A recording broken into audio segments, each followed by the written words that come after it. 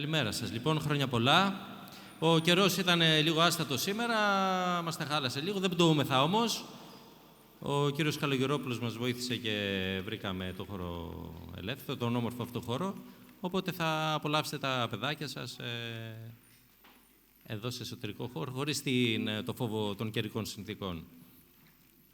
Να ευχαριστήσω ιδιαίτερα την κυρία Θεοδώρα Δραγοπούλου και τον κύριο Σαράντο Στασινάκη για την βιντεοσκόπηση, την οποία θα την προβάλλουμε το βράδυ.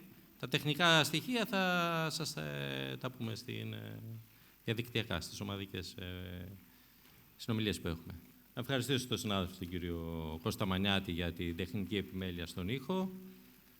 Τους υπόλοιπους συντελεστές θα τους αναφέρουμε στην πορεία.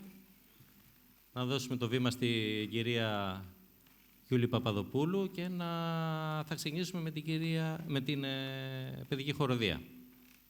Είμαστε έτοιμοι, παιδιά? Ναι. Είμαστε έτοιμοι? Ναι.